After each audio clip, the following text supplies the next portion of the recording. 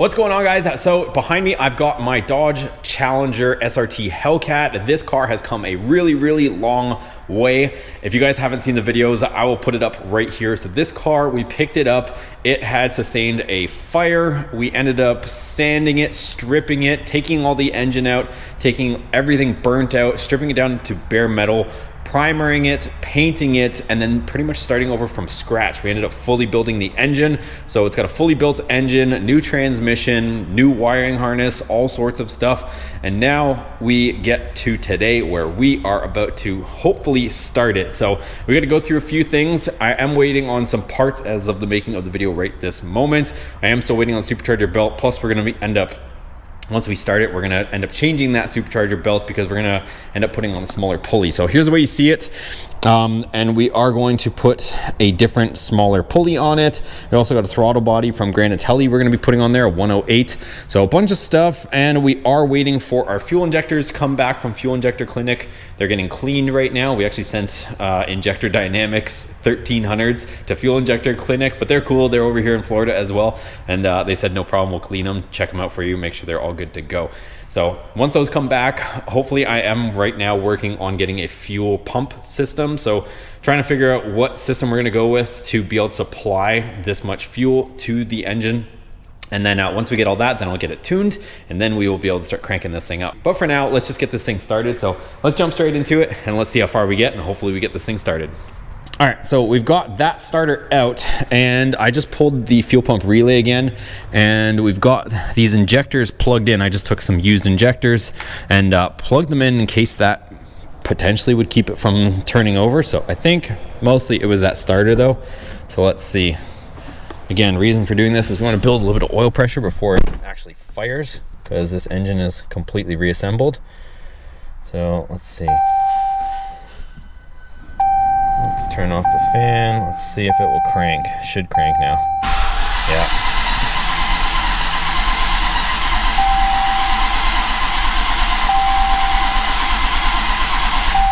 Okay, so like I said, we just want to crank it. Let's see actually. Oh, this thing is going to do this to me. So when I disconnect the battery, this thing here goes into some sort of default mode. But I want to see if we can get the oil pressure up on the screen here. It might actually be over here too. Let's see. Let's see if I can build any oil pressure on the screen. Let's see if we can get into our gauges. Still a bunch of stuff we got to address, you guys. Actually, a bunch of lights actually disappeared on us. So that is not bad. Let's see. Coolant temp, trans temp, oil pressure, nothing. I wonder if this will show anything while cranking. Let's see.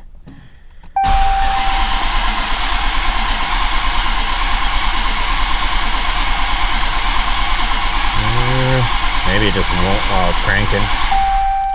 Okay.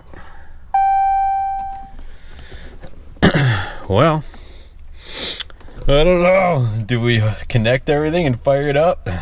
This is nerve-wracking, you guys. This is a long time coming. So it's as simple as putting in that fuel pump relay and connecting our fuel injectors, and this thing will probably fire. Let's turn it over one more time. Let's see if we can build any oil pressure at all.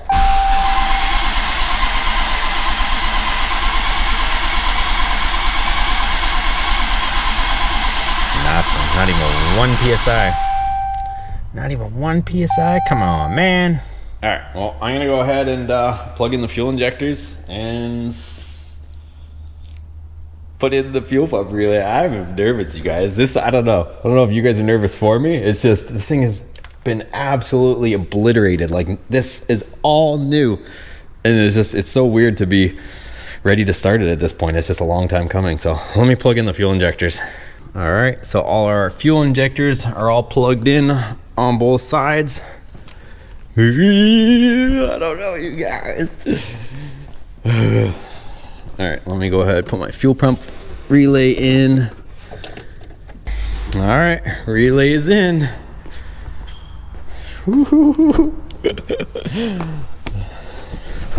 This is crazy, you guys. We got fuel pressure.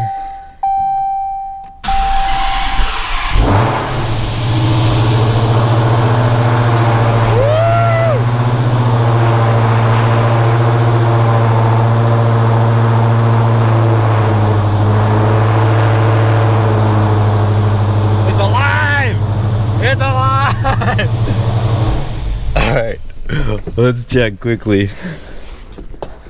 That was a lot smoother than I was thinking it would be. Holy cow. You guys, it's alive. Double check, make sure we don't have any leaks. To be fair, you guys, I know what I'm doing and I've done quite a bit of stuff. So, but even still, no matter how many times you do it, it's just, it never, that feeling, if you guys know, you know, it's just, that feeling never gets old. But man, that thing fired up real smooth, didn't it? I kind of want, I mean, we're going to have to get fluids in it so that we can actually let it get up to temperature and get down. But I want to hear this cam, this MMX max effort cam, but we're not going to hear it until the RPMs drop, and kind of have to get some fluids in it too. So, all right. Well, she fires up, you guys. Let's get some fluids in this thing. All right, well, I'm going to go ahead and start filling at least the engine side of things with coolant. So let's go with that.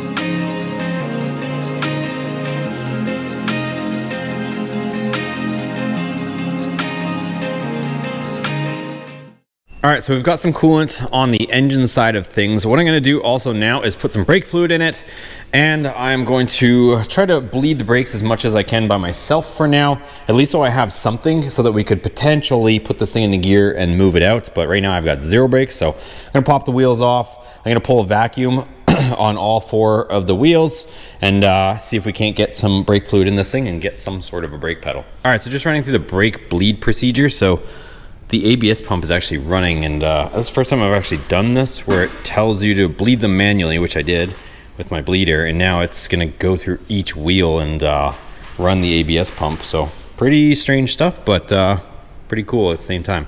So look, you can hear this thing clicking. Pretty crazy.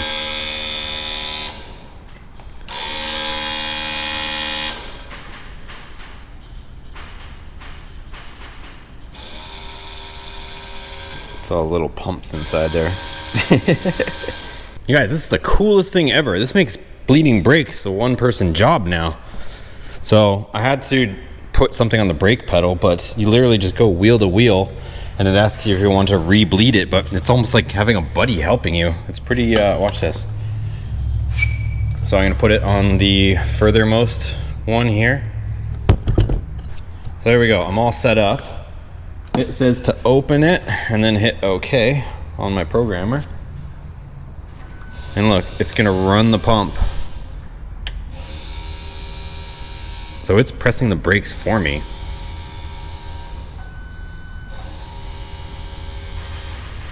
So now I'm gonna move over to the inside one, because there's 2 bleeders on this. I'm gonna bleed both sides of the caliper. And the pump's gonna run again. This is so cool.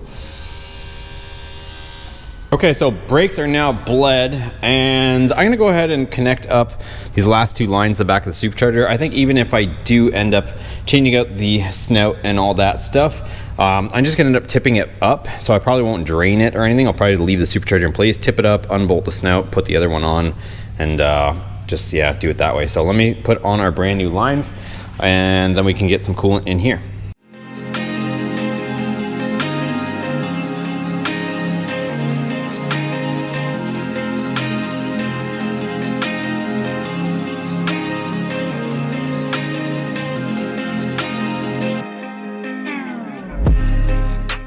Okay, so hoses are in, and I filled this up with fluid, but we gotta wait till the actual pump kind of kicks on to get circulating and drops down. There's also a bleeder screw on the back of the blower. There's also a bleeder screw here. I put on my accessory belt on the front of our MMX overdrive, underdrive pulley, overdrive on the supercharger, underdrive on the accessories. We've got coolant here. Our brake fluid is up, so now we can start it up, and I'll keep an eye on the fluids. And I kind of want to move it out because I know there's just going to be a lot of, you know, vapor and stuff and oils on the exhaust that are going to start smoking in here. But I also have to check the transmission fluid. It might actually be okay, but we'll see. I'll see if maybe I'll put it up a little bit, see, make sure I have brakes, and then maybe we can actually move it out a little bit, because I mean, it's going to be a tiny bit low on the transmission because it's going to have to fill these new lines and stuff, but I don't know that it's going to be like drastically low or not like doing any pulls or anything. So anyways, let's fire it up. All right. Probably can unplug this scanner for now.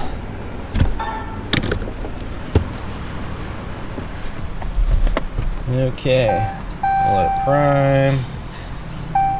Got some kind of brakes.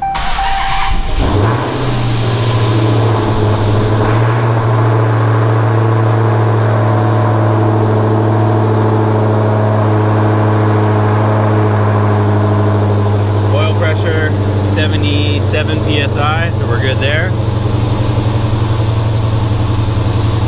And this is still on the original fuel, you guys.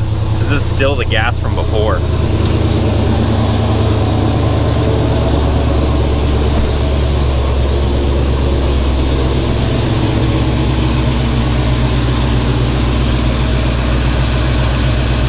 Sounds really quiet, sounds really good.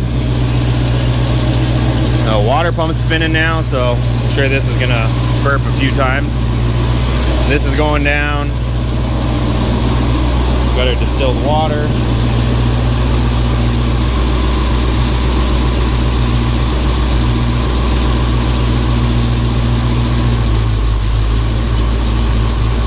Oh, starting to hear a little cam action.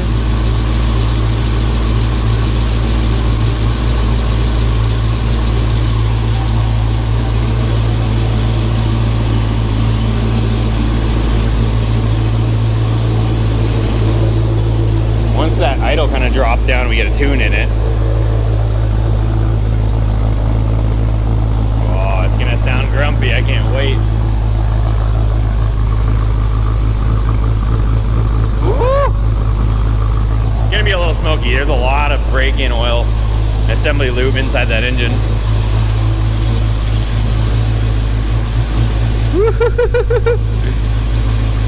Starting to hear little cammy cams.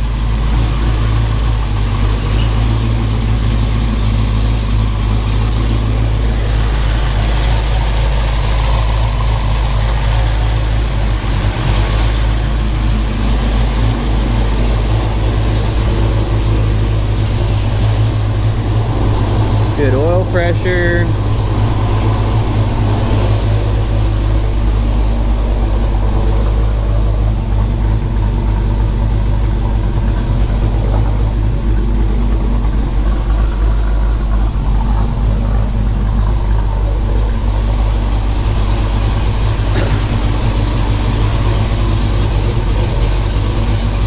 Sounds good, boys. Sounds good. Quite a few lights are off. We just got the tire pressure sensor, check engine lights, but that's gonna go away with, you know, once we get this beast tuned. Seatbelt light and then airbag, because I don't have the airbag in, because we actually have an upgraded steering wheel that I'm gonna be putting on from Drake Muscle, so that's why I haven't dealt with that just yet. A little bit of steams.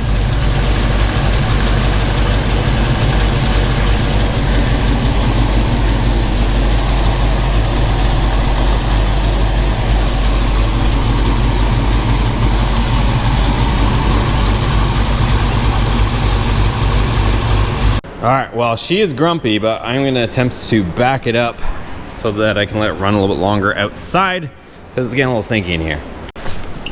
So, still gonna get it tuned for the cam and everything, but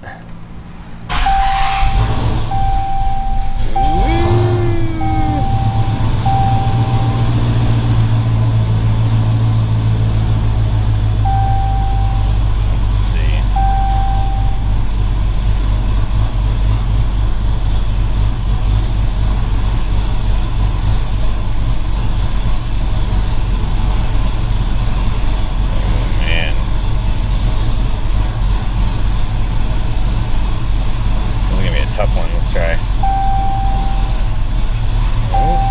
Hey, look at that. Even the backup camera worked. Ooh. It's a maiden voyage.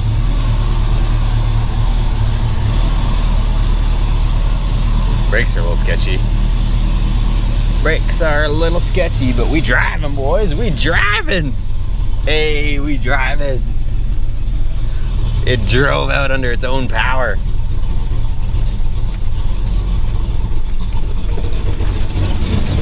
This thing sounds grumpy.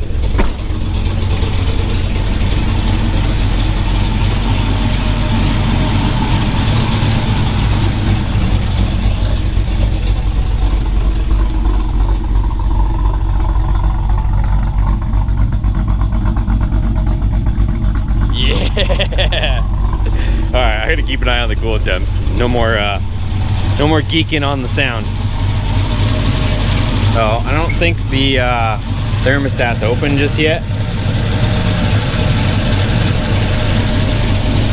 Let's see, this one feels decent. Well, it might have. Let's see where our temps are at. Not quite, probably 180-ish. All right, guys, so she's running, moving under her own power. A little bit grumpy because it needs a tune with all these engine changes. But what I'm gonna do right now is just a few random things. I wanna get the headlights in here. I gotta probably pick up a bunch of these push clips for all the front end stuff, but I just finished taking off these 3 screws from our old core support or radiator support. So this is our new one. But if you guys wanna see, go in a little history, or if you guys want to go back in time here, here's the one that came off the car. You can see it's all burnt, and I need to get these brackets for the horns. I don't need the horns themselves, but the brackets. So you can see there's a bunch of melted goo on it. So I got to take these 2 brackets off, and then I'm gonna either sand them or sandblast them and then paint them black, and then I got 2 new horns to mount to these. So let's go ahead, grab those 2. I think that's pretty much everything I need off there. I got the 3 screws from this side of the headlight, but these ones were gone, so I'm gonna have to maybe order a few to hold the other headlight in, but just another little thing we need. So let me get those and we'll keep going. All right, so on top of our garbage can workbench here, I peeled off the melted plastic off our 2 brackets, and they actually cleaned up decent. So I can hit them with a wire wheel and then some paint, probably, unless these wire wheel up real nice. And then we'll get these on the new horns, and just a small little thing, but it's just one less thing that I can start putting the front end back on this thing so it actually looks like a car. All right, so I ended up cleaning up the brackets and then hit them with some black paint. So while those 2 brackets dry, let's go ahead and mount our headlights onto the front end.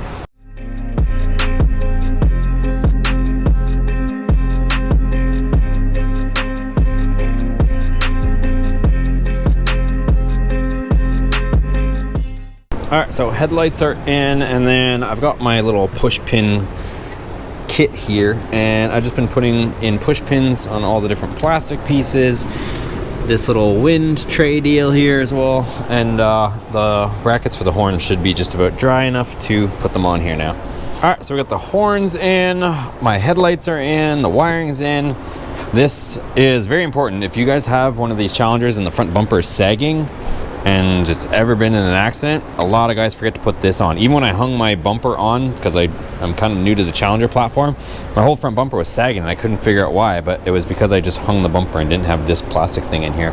But anyways, let's go ahead, let's actually hang the bumper. I'm probably not gonna like fully fasten it at this point, but at least hang the bumper because the thing is freaking huge and it's taking up a large chunk of the shop right now. So I'm gonna throw it on here, at least so it looks like a car at the moment, and we'll continue here.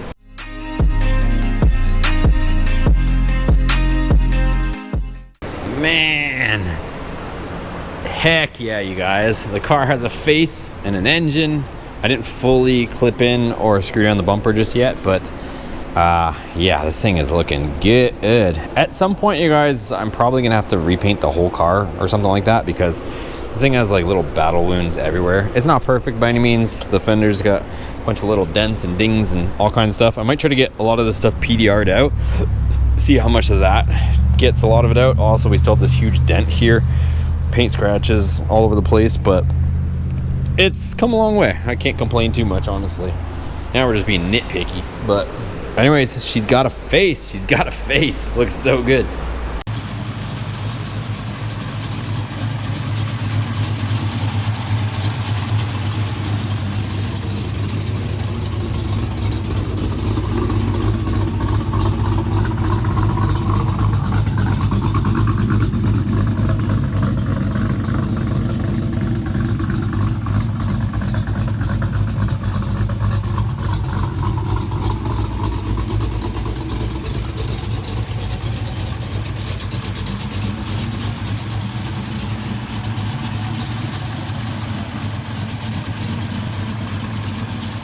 All right, you guys, so I ended up pulling the car back in. You guys didn't miss anything, I promise. It started raining out, and kind of was chatting with some friends and whatnot, and just yeah, just taking it all in, to be honest. But I ended up just throwing these plastic shields here. I didn't clip them in because I still got to align the fenders and whatnot. So I do have to do some finalizing. I got to line up the doors and the fenders a little bit more. And then once I do that, then I can replace this plastic thing. This one's melted, and I've got 2 of them over there on the ground to go on and get replaced. But man, this thing is just a huge difference. Oh, the other thing I did is I put this JLT catch can on here that I had. So got the little catch can on there, and I still got to put my wiper motors in there and then the paneling here, but not a big deal. So yeah, this is crazy, you guys, just to see it right now, like actually working and functioning. There's a bunch of little things I got to tidy up. I think there's like a little exhaust leak. I can kind of hear it, little squeaking noise from an exhaust leak, but I'll get that sorted out. Really not a big deal. So now what the situation is, my fuel injectors are at Fuel Injector Clinic. They're getting cleaned. Those are 1300 cc injectors. Once those come back, then we'll be putting those on, but I have to get the fuel pump situation sorted out. So I also have to upgrade the fuel pumps. We're probably gonna end up going with a triple pump setup. Yes, I said triple. 3 pumps are gonna be in this thing because running E85, we're gonna need to supply it with a ton of fuel. Probably get away with less pump if we stuck with like race fuel, but race fuel is pricey. We've got E85 station right down the street, and we'll be able to keep this thing corn fed most of the time, but we have to get a lot of fuel pump to do it. So trying to work with a couple companies, see about the fuel pump setup. If not, I'll end up designing my own with Holly. So not sure which direction we're gonna go with that just yet, but that's the next little project on this thing. But just the fact that it starts, runs, and moves under its own power, super exciting. Also, the electric power steering, it actually works. Like when I'm moving the vehicle, I haven't even programmed anything. I can feel the electric assist. So it just powered right up and it's actually working right now. So pretty cool. I connected to the module and it's communicating and everything, but I haven't changed any settings or anything as far as the steering. So I guess I can go ahead and order those inner tie rods as well. So lots of little stuff. If you guys are excited about this, give it a thumbs up. Also, one other thing is there's one weird error that's showing up, and that is the back sensors. So these rear sensors right here, there's sensors on the back for object detection when you're backing up. It's throwing a fault, and if you guys remember, there is another hole in here, a mystery hole. You guys saw the other hole, so I gotta pop this back bumper off. I was gonna do it in this video, but kind of lost track of time. But in the next video, we gotta pop that back bumper off. We might find some more shrapnel back there, and maybe the reason why those rear sensors are throwing a fault. Who knows? I don't know yet, but let me know your guesses down below. Do you think maybe something went through a wiring harness in the back there with that other hole? Let me know your comments down below. I'd love to hear your predictions, and we'll see you guys on the next video.